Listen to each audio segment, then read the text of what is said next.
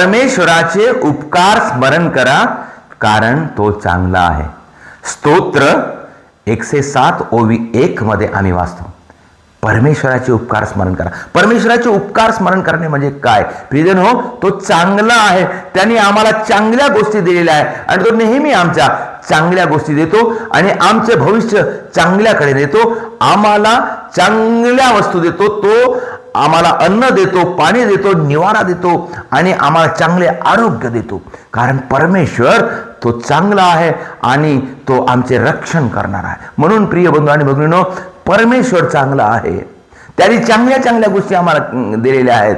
आम्हाला राहण्यासाठी घर आहे, आम्हाला खाण्यासाठी अन्न आहे, आम्हाला बागडण्यासाठी आमचं कुटुंब आहे, मुलं आहे, आम्हाला आमच्या हातामध्ये पैसा आहे किंवा आम्हाला आमच्या कोणत्या अडचणी देव भागवत आहे. म्हणजे हे चांगले कार्य परमेश्वर करत आहे प्रियजनो. म्हणून हे जे काही मिळालेलं आहे ते परमेश्वराचं आहे, तो परमेश्वराने आम्हाला दिलेला आहे. हे जे काही या जगामध्ये दिसते ते सर्व परमेश्वराचे आहे, परंतु परमेश्वराने आम्हाला मोफत दिलेला आहे आमच्या उपयोगासाठी.